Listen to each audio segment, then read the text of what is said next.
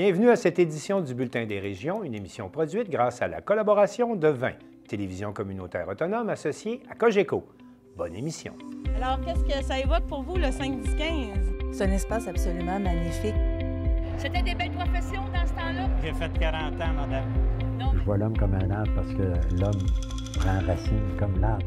Avez-vous l'impression qu'il y a une relève pour ça? Est-ce qu'il y a des jeunes qui vont pour pas que ça se perde? C'est cette année que ça vaut vraiment la peine de venir au marché public. Ça représente une belle tradition, en fait, qui est un peu un porte-bonheur pour les pêcheurs.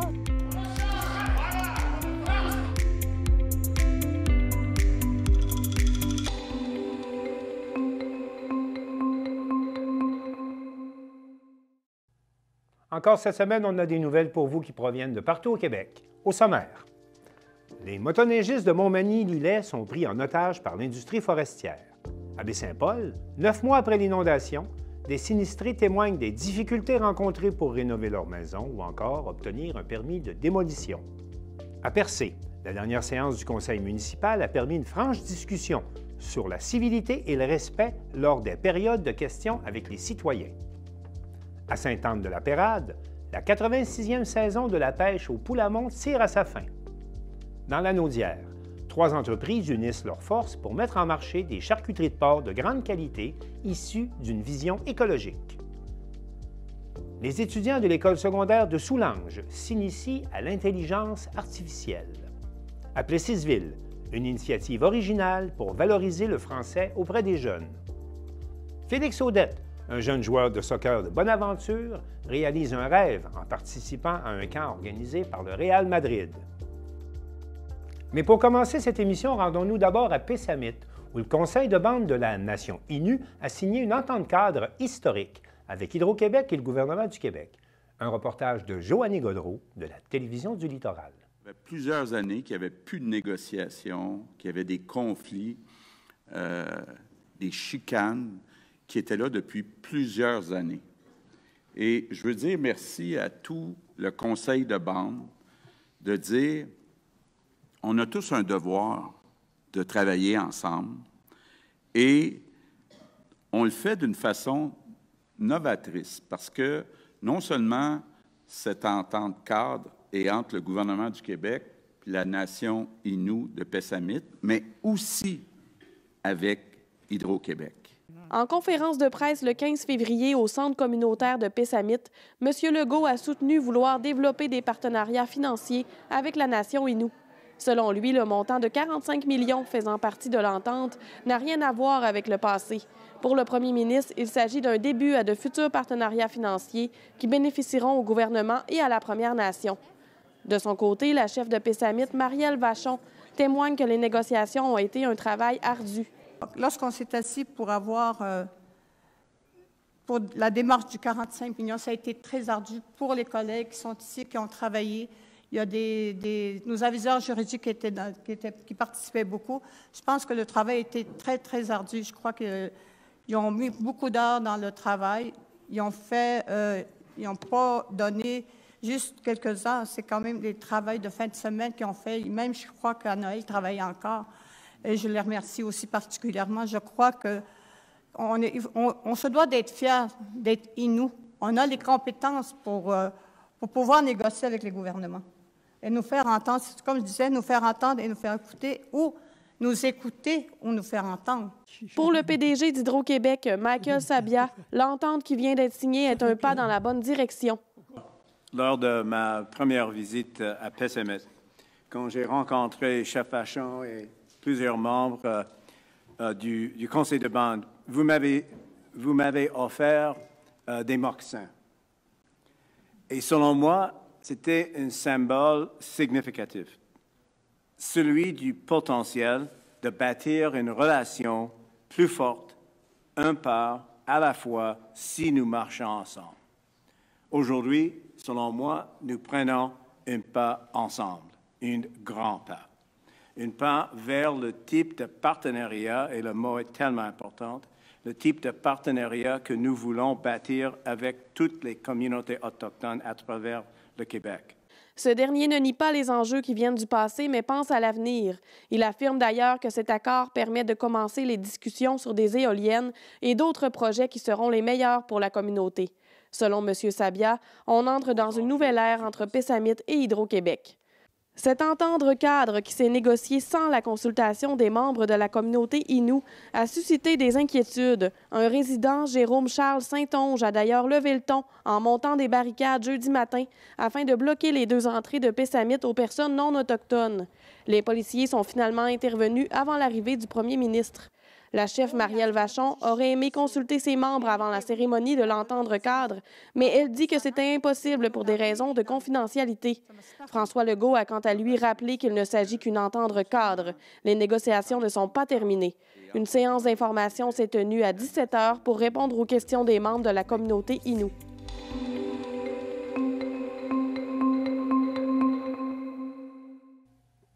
Je vais maintenant rejoindre Marie-Ève Lamonde de CEMA TV.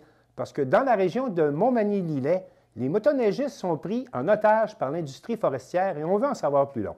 Alors, Marie-Ève Lamonde, bonjour.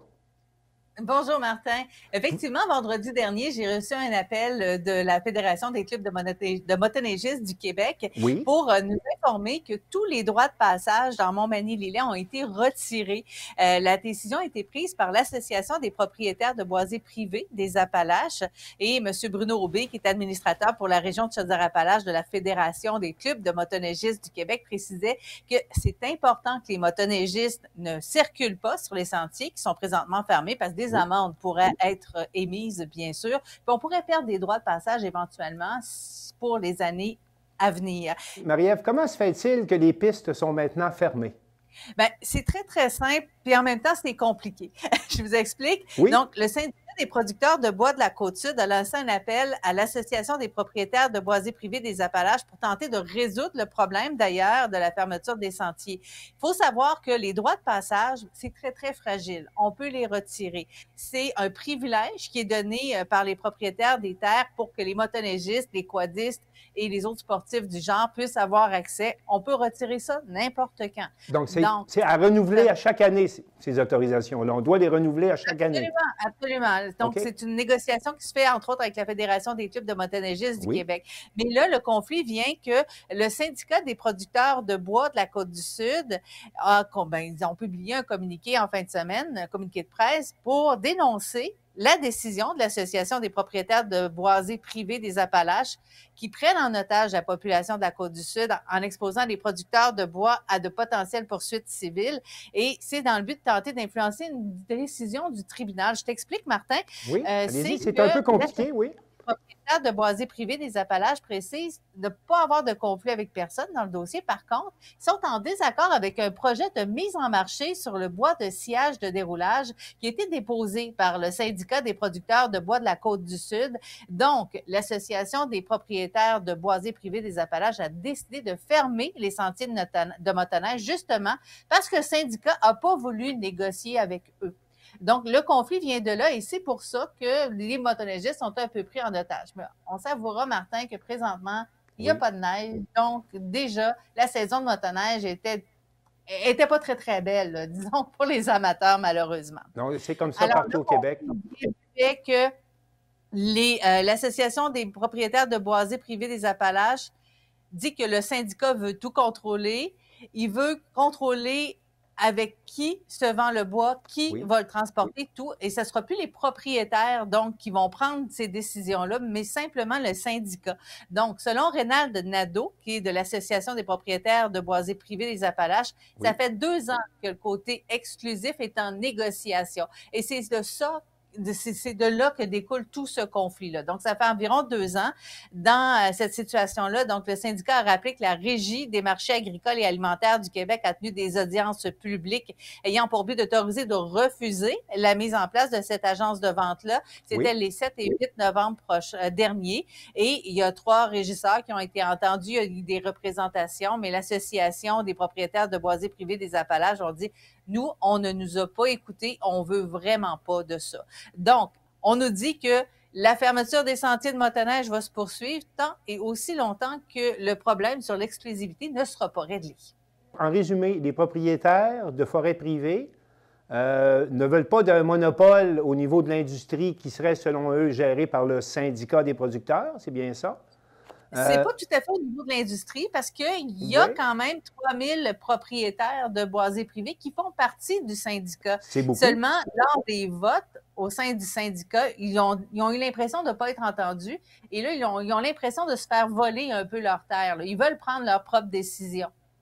Et comment se sentent les motoneigistes de devenir un peu l'objet des moyens de pression qui sont en cours? Quelles sont les réactions? Même si la saison de motoneige n'est pas particulièrement bonne cette année, mais vous avez quoi comme réaction de se faire prendre en otage comme ça dans un conflit qui, au préalable, ne les regarde pas là, comme tel? Je t'avouerais, Martin, que je n'ai pas parlé à des motoneigistes parce qu'ils sont bien durs à trouver ces temps-ci parce que, justement, il n'y a pas de neige. C'est pas drôle, mais quand même. Mais c'est une situation assez particulière. Pensez-vous que ça va se régler dans le courant des prochaines semaines ou déjà il faut penser à la saison prochaine pour voir comment les choses vont se placer? Évidemment, on se croise les doigts. On n'a pas d'informations à ce niveau-là. On espère que la saison de motoneige pourra reprendre son envol. Sinon, bien sûr, il y a de longs détours à faire là, pour pouvoir passer. Parce que on parle d'un avis qui concerne certaines portions seulement. Oui. Donc, les sentiers 5, 55, 547, 551 et 557 qui sont dans le secteur de Montmagny-Lillet seulement. Donc, c'est vraiment le secteur où il va falloir faire un grand détour ou trouver des solutions parce que pour le moment, ailleurs au Québec, il n'y a pas de problème. Alors, on va espérer deux choses. D'abord, que les partis se parlent et ensuite que Mère Nature vous aide justement à ce qu'on puisse utiliser les sentiers. Marie-Ève Lamonde, merci beaucoup et au plaisir.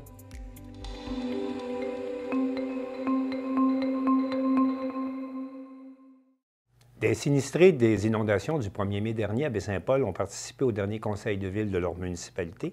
Ils ont témoigné des difficultés qu'ils rencontrent avec la sécurité publique pour obtenir des fonds pour rénover leur maison ou encore des difficultés rencontrées dans l'obtention d'un permis de démolition. Un reportage de Lydia Duchesne de TVCO.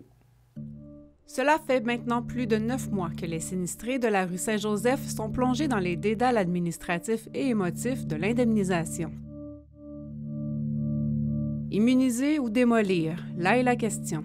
Tant de règlements, tant de lois examinées, tant de règlements lus, tant de rencontres avec les différentes instances du ministère de la Sécurité publique, tant de rencontres avec les fonctionnaires de la ville, tant de rencontres avec les élus, tant de pages écrites et déposées à la ville pour essayer de me faire comprendre.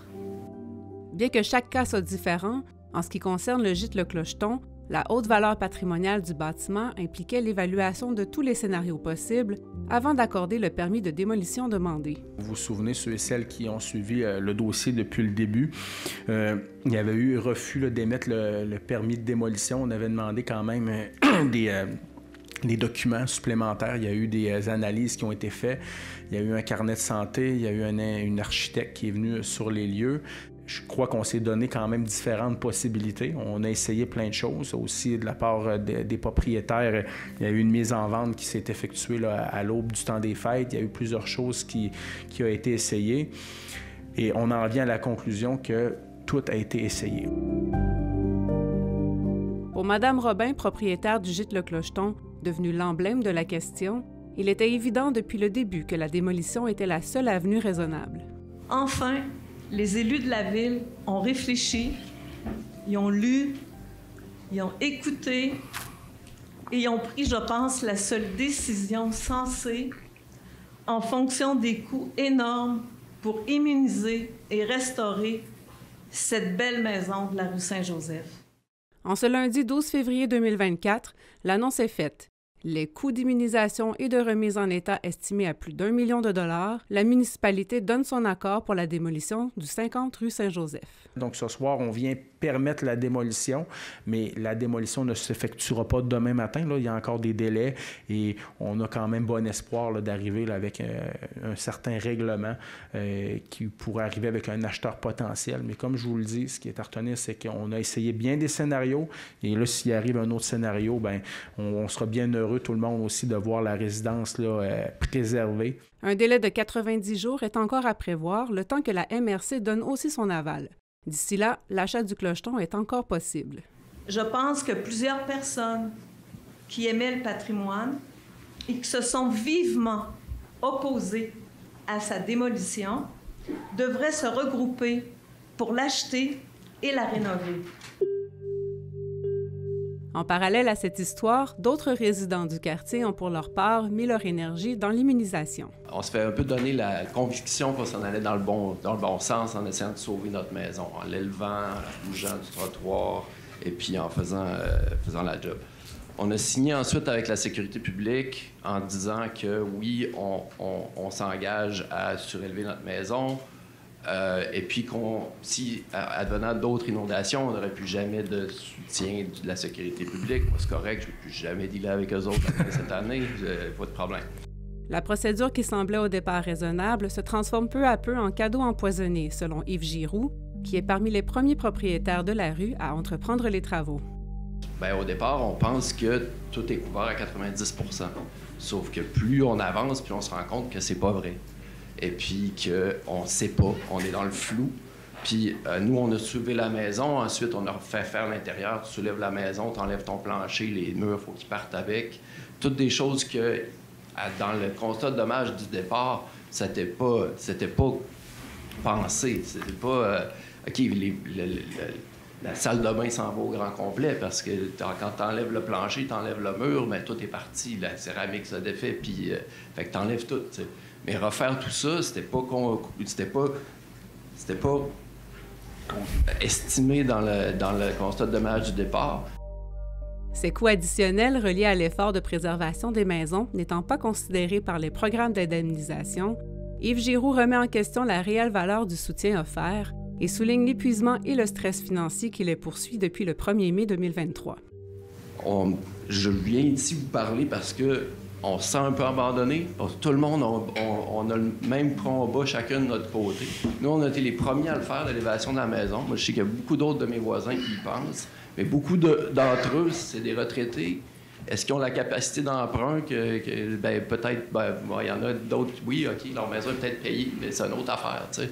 Puis est-ce que tu as l'énergie de te battre avec la sécurité publique pour toutes les billes de 500$? Parce que c'est ça qui se passe. M. Giroux demande à la municipalité de maintenir son soutien et l'encadrement des procédures d'indemnisation avec les différents ministères tout au long de la démarche d'immunisation. Sans quoi, selon lui, plusieurs propriétaires pourraient se décourager et opter pour la démolition. Ce que je peux vous dire, M. Giroux, on va vous accompagner ainsi que les autres présidents de la rue Saint-Joseph du mieux qu'on le peut. Et encore demain matin, on va travailler justement pour essayer de faire pression sur le ministère de la Sécurité publique pour bonifier l'aide financière dans les cas auxquels vous avez fait référence. Ajoutons qu'une aide financière supplémentaire de 750 000 $, soit 75 000 $ par maison, vient d'être annoncée par le ministère de la Culture et des Communications. Thierry Haroun de la télévision du Rocher-Percé dresse un bilan de la dernière rencontre du conseil municipal de Percé le 6 février dernier. Il a été notamment question de civilité et de respect lors de la période de questions des citoyens.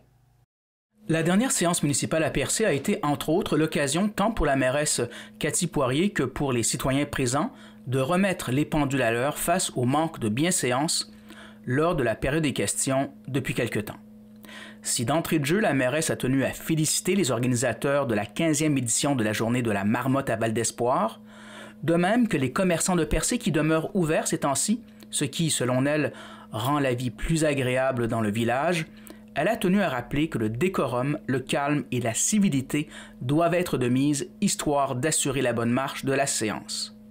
À cela, un citoyen, lors de la période des questions, a repris la balle au bond en critiquant la mairesse quant à ses propres agissements, un échange qui a mené à une certaine concorde entre les deux. Enfin, un commerçant a à son tour tenu à remettre les pendules à l'heure en critiquant le comportement de certains citoyens, en saluant l'idée de la redevance touristique, prenant ainsi le contre-pied des commentaires émis lors des séances précédentes, et en vantant le travail des conseillers municipaux qui, pour un en particulier, a été pour le moins écorché.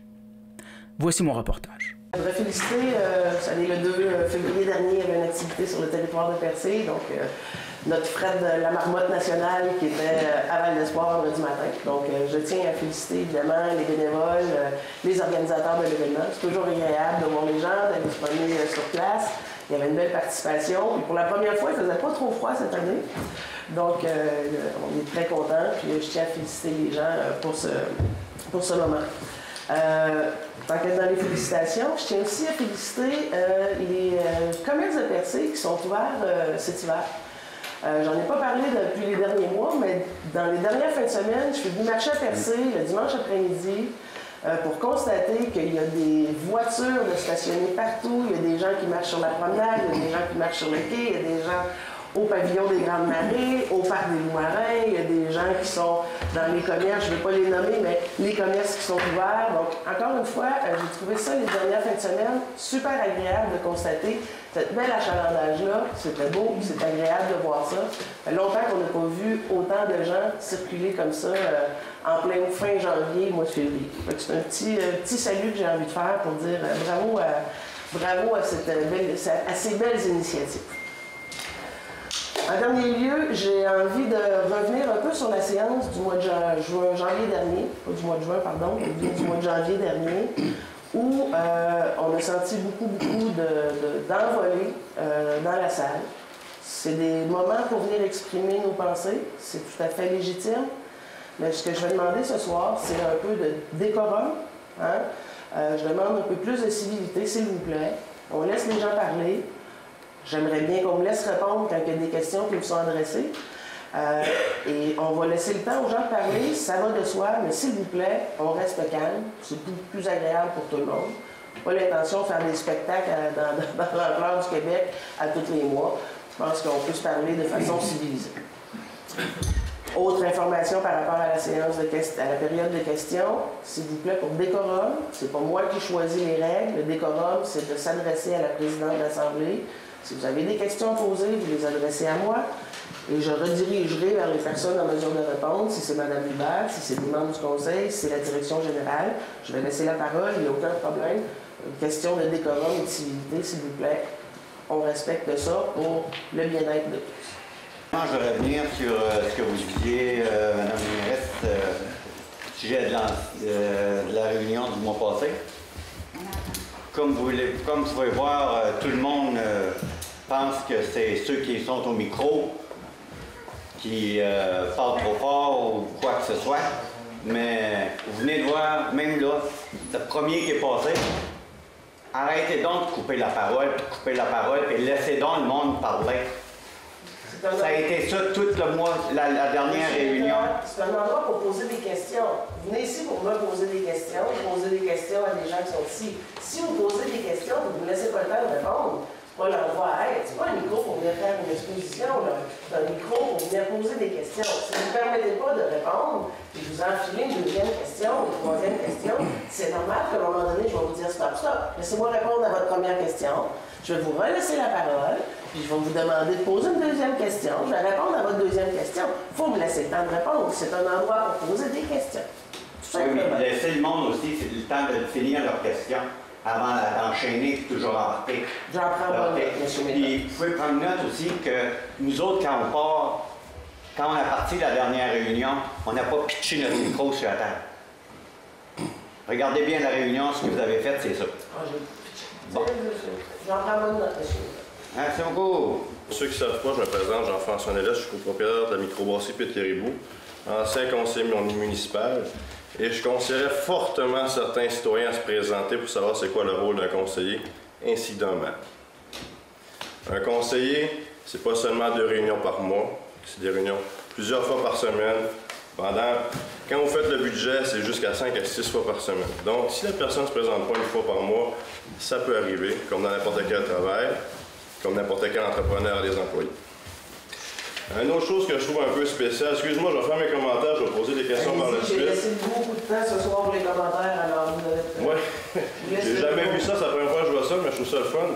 Tu sais, on a eu la chance de pouvoir faire une redevance touristique à Percé. Au lieu d'avoir des gens qui ont voulu travailler en équipe, on a des gens qui ont été contre la mairie, contre la mairesse, on s'est attaqué à la mairesse. Sincèrement, moi, je trouve ça déplorable.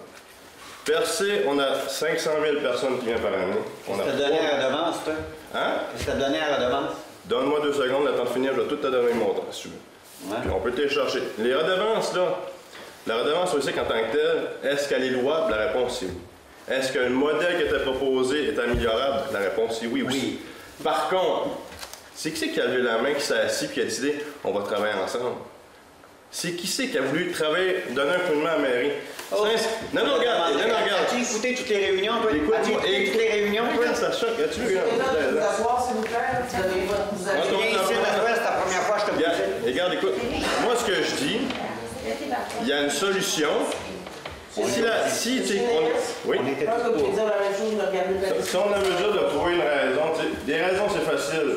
On a une possibilité, il y a des villes comme la ville de Mont-Tremblant qui utilisent la redevance touristique. Y a-tu bien des citoyens qui se plaignent de ça? Y a-tu bien des touristes à Mont-Tremblant qui ont arrêté de faire du ski? C'est pas de mes budgets. Oui, mais écoutez. Oh, monsieur Mont-Tremblant, on va faire pas ça à Percé.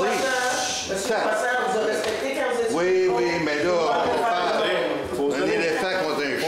Il faut se donner une chance un peu à Percé. On a 500 000 touristes. Est-ce que c'est aux 3 200 citoyens qui payent des taxes municipales de payer pour les 500 000 touristes? Est-ce que les touristes peuvent contribuer?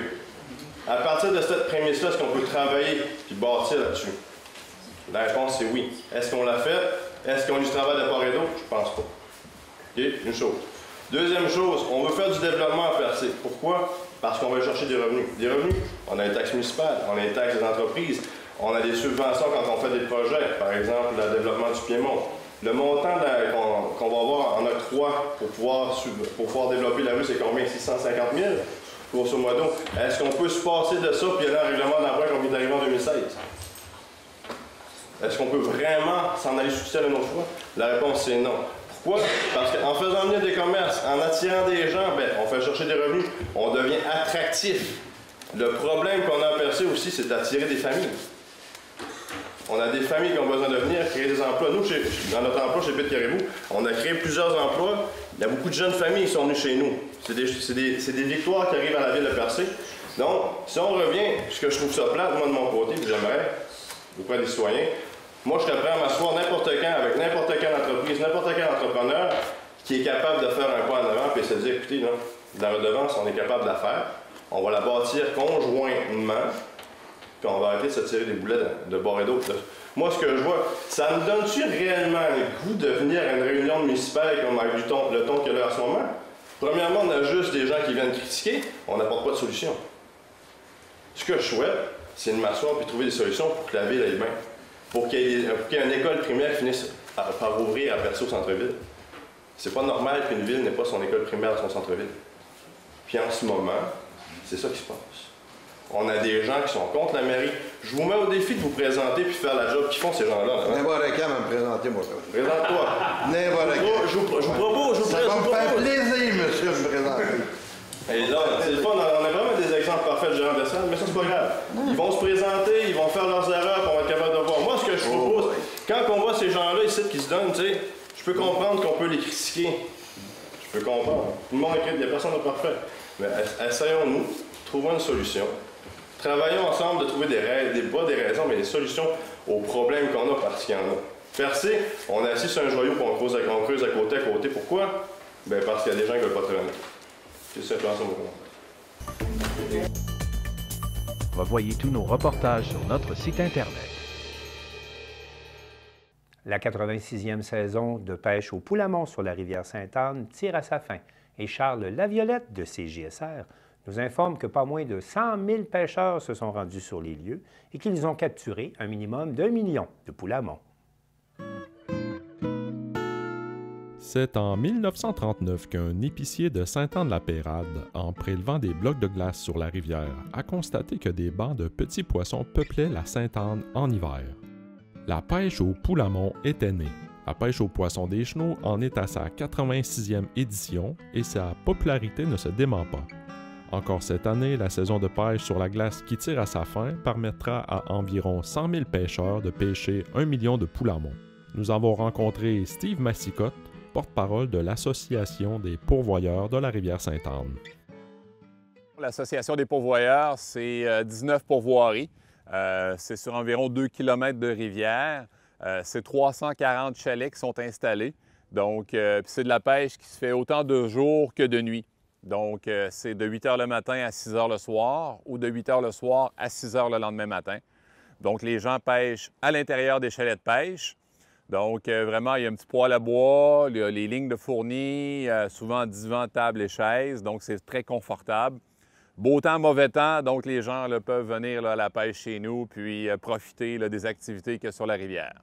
Nous, ici, ça a commencé en 1939. Donc, dans le fond, c'est un épicier qui est descendu sur la rivière pour prendre des blocs de glace et s'est aperçu qu'il y avait du poisson dans la rivière et ont commencé à pêcher.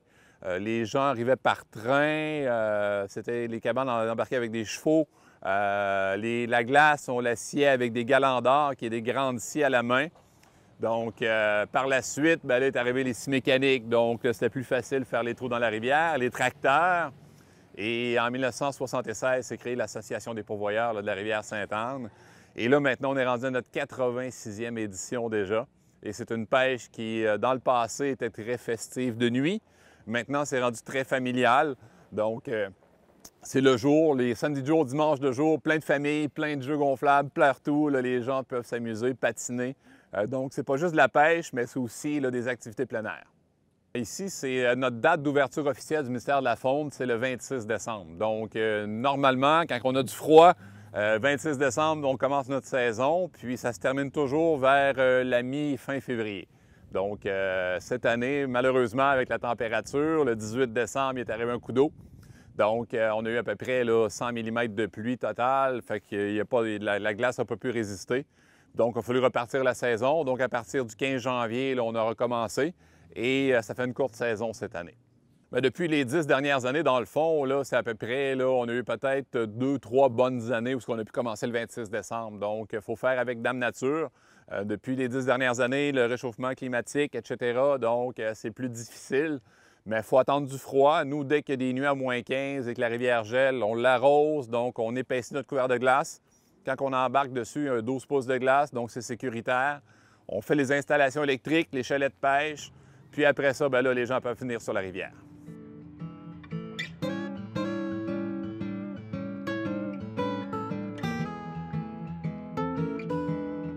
Sur la rivière Sainte-Anne, c'est par centaines de millions de petits poissons des chenaux là, qui rentrent là, à partir à peu près du 10 décembre jusqu'à la fin février. Donc, puis dans ces centaines de millions de poules à mont, on en pêche environ dans l'hiver à peu près 1 million. On prône beaucoup la remise à l'eau pour préserver l'espèce.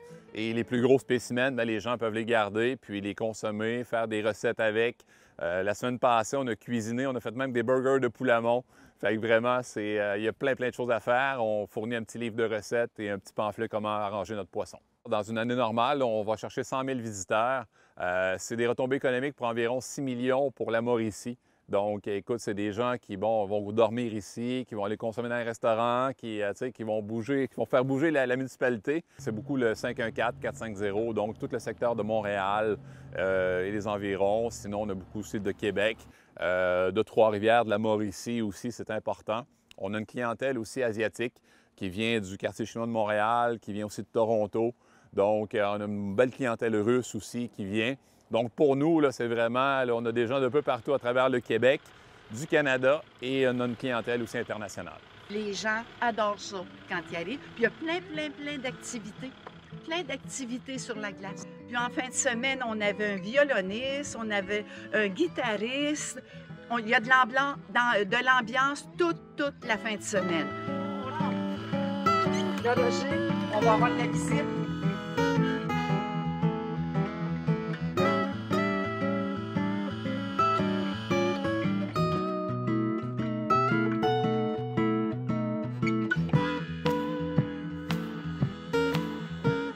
Moi, ça fait 75 ans, 76 ans que je pêche. Quand j'ai commencé à pêcher, j'avais 5 ans. Puis là, j'en ai 81. Si tu mets des personnes qui ne s'occupent pas de leur ligne, là, qui ne changent pas leur foie, ben, tu vas rester avec très peu de poissons. Ça, c'est du foie de l'art. OK, merci. Non, mais... Puis il est grouillant. Voilà. Puis l'association demande quand le poisson n'est pas blessé et puis qui est petit. Il appelle ça la remise à l'eau. Alors, lui, je le retourne, il n'est pas blessé du tout. Oh, il est reparti.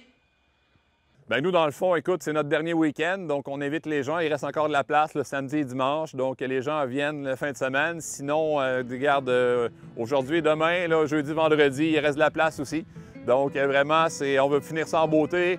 Il va faire froid, il va faire beau. Donc, les gens viennent voir ici à Saint-Anne-de-la-Pérade, qui visitent lespetitspoissons.ca pour avoir plus d'informations. Imaginez des porcs nourris au tourteau de noisettes, c'est ce que vous voyez à l'écran, et dont la viande est transformée en fine charcuterie, le tout dans une démarche respectueuse de l'environnement. C'est ce que réalisent 3 entreprises de la Naudière, nous rapporte Daniel Yvon de CTRB.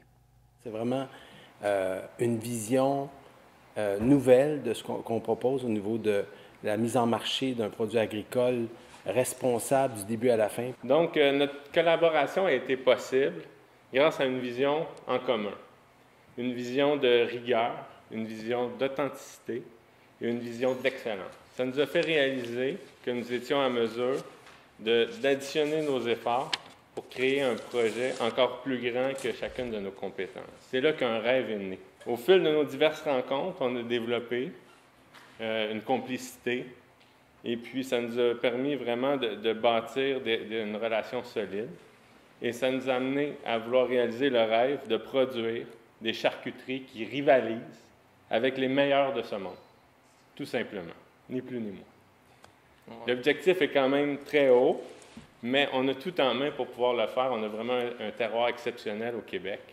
Alors, il s'agit de mettre les efforts en commun pour atteindre cet objectif-là. On a planté des arbres il y a 16 ans.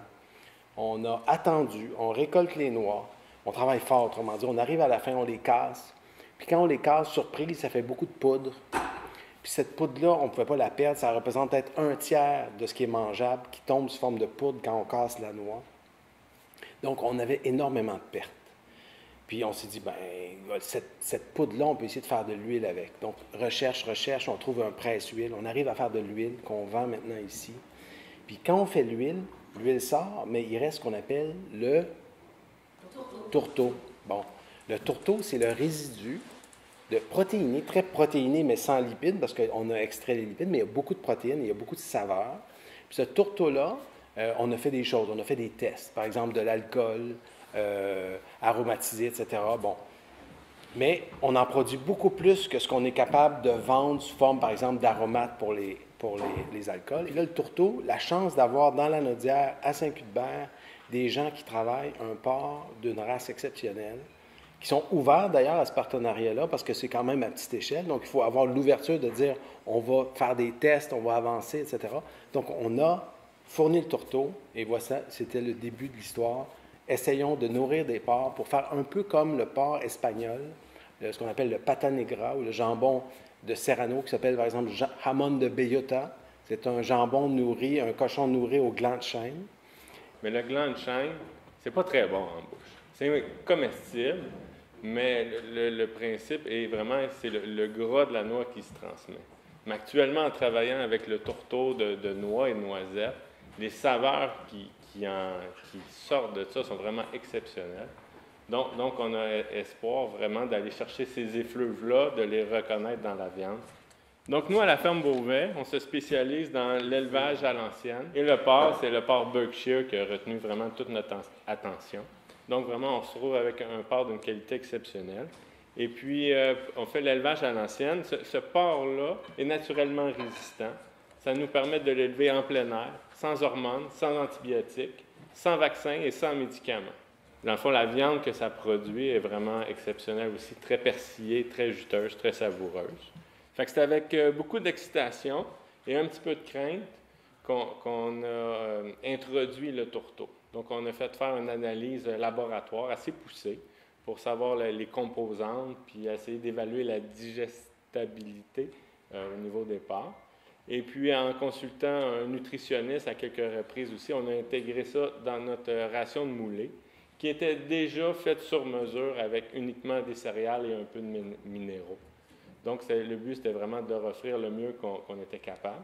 Et puis avec le tourteau, là, ça n'a pas été long que les porcs ont eu vraiment un intérêt marqué. Maintenant, quand on nourrit les porcs, on leur lance des céréales, le mélange déjà préparé, puis ils en mangent un peu, mais ils attendent. Ils disent « Envoie-moi le bon stock, là. » Et puis quand on lance le tourteau, là, ils se garochent dessus. Et puis c'est un animal qui est très, très bien adapté pour ça. Comme vous pouvez le constater, le tourteau, c'est très, très dur. Ça sent très bon. Moi, j'en ai essayé d'en manger un peu, mais c'est trop dur. Là, on risque de se blesser les dents. Mais les porcs ont une dentition extrêmement résistante. Donc, eux, ils mangent ça comme des petits chewing-gums. C'est bien beau avoir le meilleur porc au monde, mais si on ne réussit pas à le transformer à sa juste valeur, le résultat reste pas égal à nos attentes. Et on connaissait Yannick Barrette, ici présent, et à notre avis, il fait les meilleures saucissons de la région. Alors, on a approché Yannick pour demander s'il voulait collaborer à ce projet-là. Puis, je vais le laisser vous parler un petit peu du procédé de transformation. Bien, c'est ça. Moi, en fait, de par mon enseignement, mon mentor, c'est un Lyonnais. J'ai travaillé qu'avec des Européens, une Bretonne, un Belge, deux Toulousains. Mon parcours, vraiment, est ce que la charcuterie doit être, artisanale. On ne travaille aucunement avec des bases industrielles. C'est de travailler avec des produits d'artisans lanaudois et québécois, des produits, que ce soit les fromages, les bières.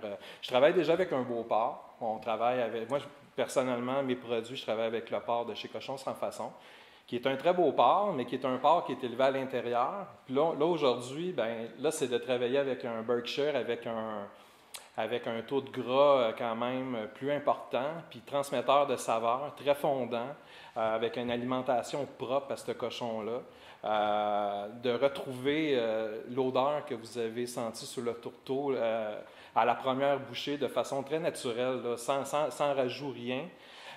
Pour moi, c'est franchement intéressant. Puis quand ils m'ont approché, c'était sûr, certain que je voulais participer à ça. Fait que si on est capable, puis je pense qu'on est capable de le faire, c'est de prendre cette viande de qualité-là et de reproduire un peu ce qui se fait en Espagne avec la pata negra. On est absolument capable de faire ça. Je travaille uniquement avec des produits, poudre de jus de céleri, aucun nitrite, sel de mer, sucre de canne. On laisse vraiment la vedette. La vedette, c'est la viande dans ce cas-ci.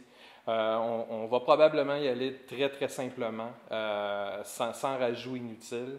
On veut laisser parler la viande par elle-même. Je pense qu'avec un porc, de manière très consciencieuse, comment il s'occupe de l'élevage de ces cochons, avec le tourteau-noix puis mon savoir-faire, je pense qu'on va vous proposer des trucs franchement à la hauteur de ce qu'on trouve en Europe, là.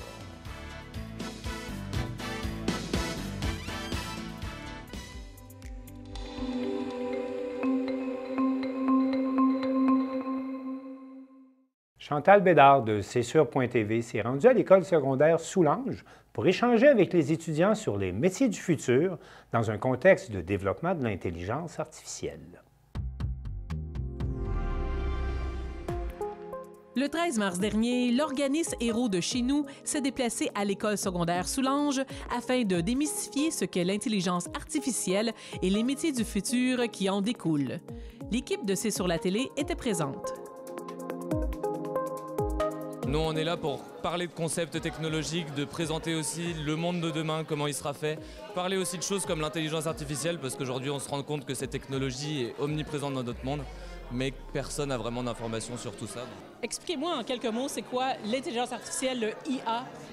Aujourd'hui, l'intelligence artificielle, ça va être vraiment une machine qui a pour but d'imiter le fonctionnement du cerveau humain. Donc on va essayer de remplacer des capacités humaines par l'intelligence artificielle. Qu'est-ce qui vous a le plus surpris dans la conférence? Je dirais tout ce qu'il y a d'effet sur l'intelligence artificielle. Je pense pas qu'on était rendu là. C'est plus surprenant qu'on en a vraiment beaucoup dans la vie de tous les jours, puis on savait pas vraiment. Je vais peut-être être remplacé par un robot. Est-ce que ça vous fait peur un peu, cette situation-là? Qu'est-ce que ça vous crée comme sentiment? Je pense pas que ça pourrait arriver parce qu'honnêtement, les humains, peuvent pas être remplacés par ça, là. Ils ont des émotions, puis c'est assez complexe leur tâche. Ça fait peur un peu, là. Je veux dire, moi, personnellement, je trouve qu'on perd le lien humain entre les entreprises, puis comme ça, là. Qu'est-ce qui manque dans l'intelligence artificielle? Des émotions. Parce que sinon, c'est ça, des émotions. Ouais. Est-ce que la conférence devrait s'étendre à plus que les jeunes des écoles? Est-ce que ça devrait aussi être offert à la population, aux adultes de la région? Probablement, parce qu'on se rend compte au final qu'on est tous acteurs de ce monde-là dans lequel on vit tous ensemble. Donc voilà, on privilégie pour l'instant de travailler auprès des enfants parce que c'est eux qui vont organiser notre monde de demain. La fondatrice de votre organisme a cité une phrase très importante. Est-ce que vous pouvez me la répéter puis me l'expliquer? Aujourd'hui, Ravi, elle nous dira que notre mission fondatrice, c'est de transformer tous les utilisateurs en développeurs. Le but de cette phrase-là, c'est vraiment de faire de tous ces jeunes des acteurs de cette nouvelle technologie qui ne la subissent pas mais qui travaillent avec elle plutôt pour les aider dans leur avenir. Voilà.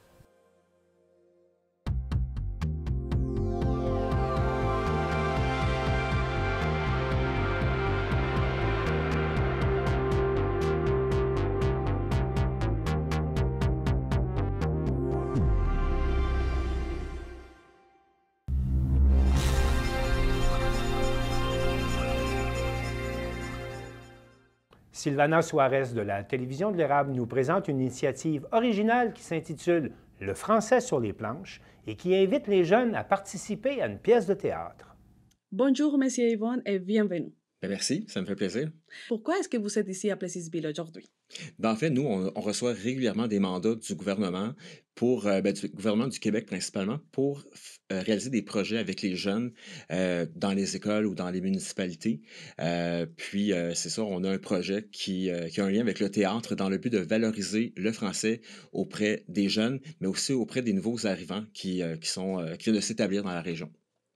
D'accord, vous êtes le directeur général des productions Jeunes Camions. Quelle est la mission de cette organisation? C'est d'utiliser la vidéo ou bien le théâtre pour pouvoir aborder des sujets variés qui concernent les jeunes principalement. Droits, obligations, responsabilités des jeunes.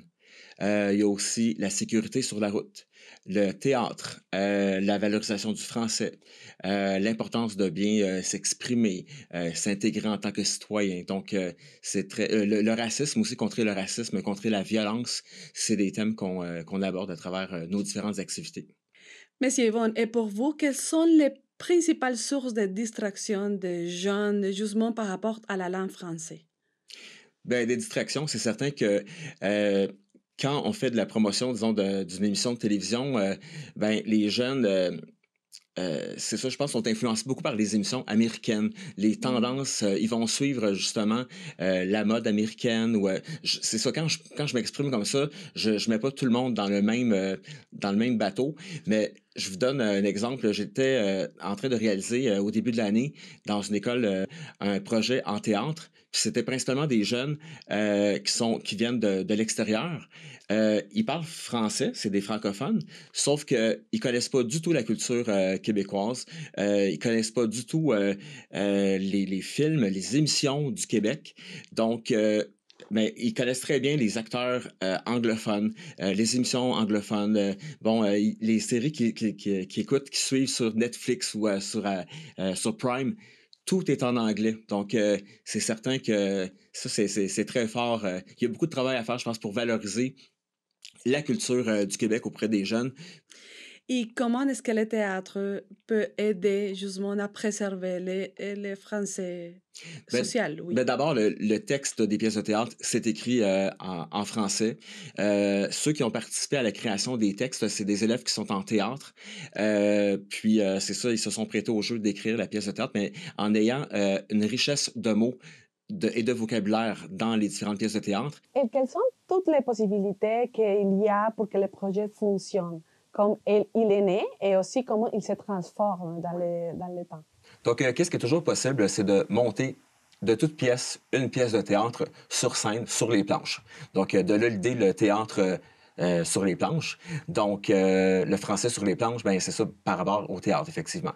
Donc, télécharger une des 4 pièces de théâtre, distribuer, c'est ça, les rôles à travers, c'est ça, les élèves dans une école ou des jeunes dans une municipalité, trouver justement les accessoires, les costumes, le visuel, le décor et monter la pièce de théâtre sur scène. Ça serait notre idée principale, idéale, qui serait, c'est ça, un plus, évidemment. Mais pour ceux qui que le projet fonctionne, mais qui trouvent ça trop ambitieux de monter une pièce de théâtre, on propose justement un plan B, une solution pour inclure le plus de jeunes dans le projet à travers le projet de la distribution des capsules, pas des capsules, mais des répliques finalement à chacun des jeunes pour réaliser des petites capsules vidéo, effectivement. Ouais. Mais Yvonne, vous avez fait une invitation pour les jeunes au Québec, justement à propos de la langue française. Je vous invite à voir les capsules vidéo et après, vous pouvez nous expliquer un peu sur ça. Excellent. D'accord. On a pensé à un super concept. C'est vraiment pas compliqué. Tu prends ton téléphone, tu demandes à un ami de te filmer, et puis tu donnes vie à ta réplique. Amuse-toi, tu peux faire 2-3 versions de ta réplique, puis de toute façon, on va faire une sélection après ça. On a hâte de voir les résultats. C'est très simple. Vous avez jusqu'au 1er avril pour nous partager votre réplique. C'est très facile de participer. Pour avoir toutes les informations, allez au site qui apparaît au bas de l'écran. À toi, Drew.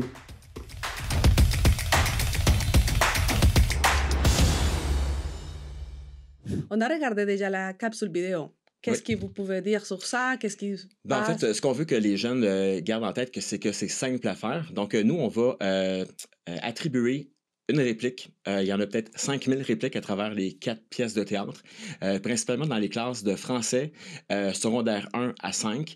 Il y a même des classes en 6e année. Donc, l'idée, écrivez-nous. On va vous envoyer une réplique. Puis, comme c'est expliqué dans la capsule vidéo, demande à un ami où tu peux mettre le téléphone sur, c'est ça, un genre de petit trépied ou sur une tablette et tu te filmes pour qu'on puisse te voir en train de donner vie à ta réplique, mais essaie de donner le plus d'expression possible.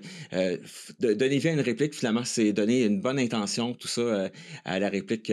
C'est ça qu'on va vous attribuer. Puis, le montage vidéo va se faire pendant tout le mois d'avril. Donc, la date limite, c'est le 1er avril pour nous acheminer par courriel, c'est ça, justement, votre capsule vidéo filmée. Donc, zéro stress, ça s'adresse aux élèves qui sont en 6e année, puis aussi de secondaire 1 à 5. Et est-ce que l'invitation que vous faites dans la capsule vidéo est aussi pour les jeunes de la MRC de l'Érable? Oui, c'est tous les jeunes de partout au Québec. Puis, si, disons, il y a des personnalités locales qui veulent participer au projet, on est ouvert. Ça peut être des entrepreneurs aussi parce que, bon, on cible surtout les jeunes, mais s'il y a des entrepreneurs locaux qui veulent jouer le jeu, donner vie à une réplique, on les invite aussi. Une participation collective. C'est sûr qu'avant tout, c'est les jeunes à qui on s'adresse, mais évidemment, la MRC de l'Érable, vous êtes les bienvenus, évidemment. Il n'y a pas alors un âge ciblé, non? Bien, on cible les 12 à, disons, à 17 ans. Mais c'est certain qu'on ne dira pas non à un entrepreneur qui veut s'amuser à donner vie à une réplique, parce qu'on en a comme 5000 à peu près répliques à distribuer. Donc, on espère que chacun va en tout cas, qu'on va réussir à rejoindre nos objectifs. Là. Donc, voilà. Et est-ce que les élèves qui veulent participer doivent avoir leur appui de l'école où ils étudient? Bien, idéalement, oui, mais sinon, ils peuvent le faire de façon autonome sans le mentionner à l'école. Ils peuvent le faire de façon autonome, il n'y a aucun problème. Mais vous avez cherché des subventions, des fonds pour faire les projets? Ah, le fonds qui nous supporte, c'est un fonds qui provient du gouvernement du Québec, donc dans le but de valoriser justement le français auprès des jeunes. Voilà. Mais c'est bon, pour terminer, est-ce que vous pouvez donner un message à la population de la MRC de l'Érable pour inviter les gens à participer? Je veux que les gens retiennent que c'est une activité qui est simple, c'est gratuit. Puis le site web, c'est le www.jaunecamion.com. Donc, il faut suivre le lien du projet Le français sur les planches. Ils peuvent cliquer directement sur la fiche puis avoir accès directement au lien aussi du projet sur le site web, évidemment. Donc, si jamais vous avez des questions, n'hésitez pas. Nous, on est disponible pour répondre à toutes vos questions. Donc, puis je rappelle que c'est le 1er avril, la date limite, idéalement, pour nous envoyer votre petite capsule vidéo. Donc, voilà. Monsieur Yvon, merci beaucoup pour être ici et pour toute l'information. Ça me fait plaisir.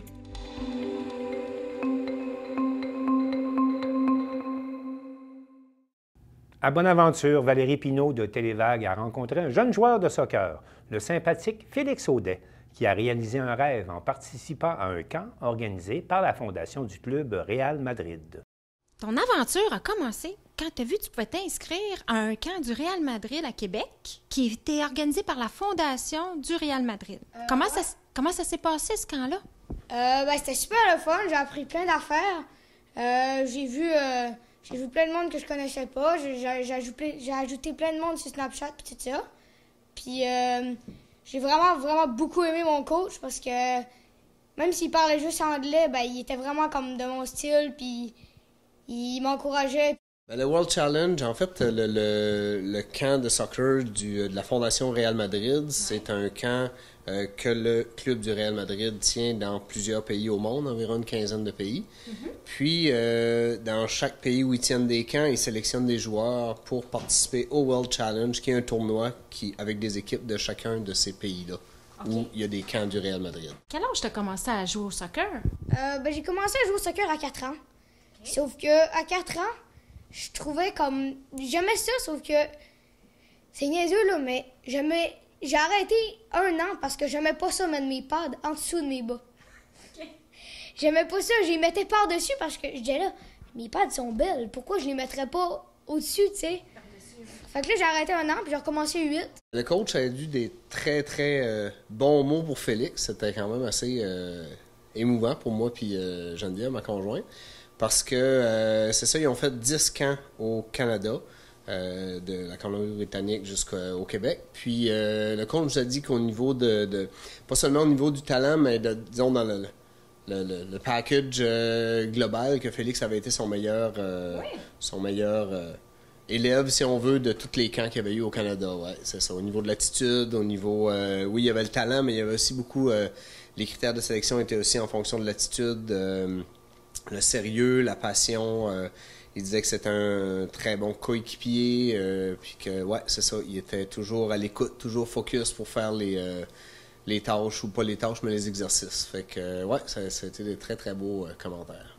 Quand j'ai su que j'étais pris, j'étais vraiment content.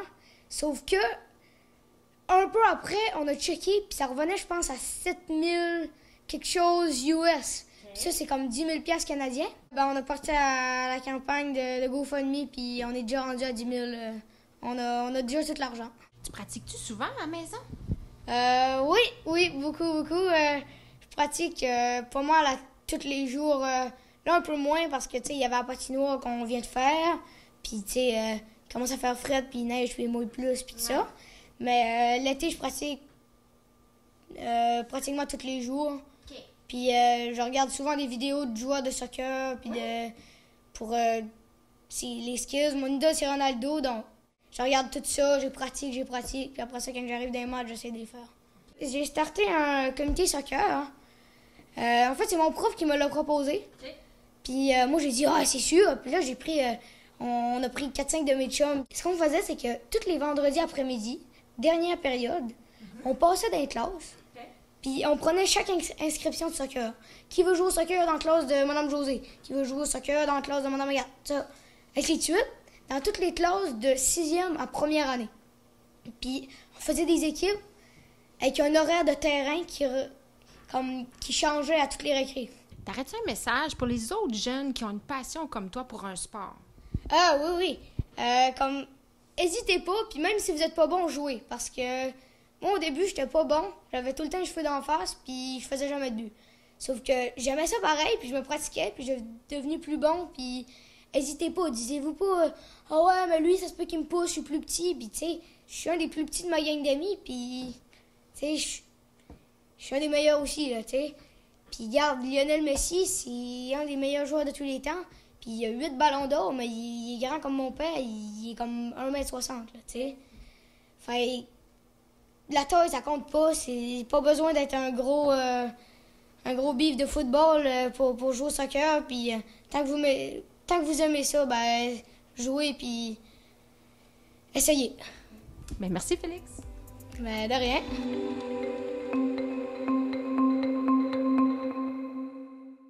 C'est tout pour le Bulletin des régions cette semaine. Je remercie toutes les télévisions communautaires ayant participé à sa réalisation et je vous dis à la prochaine.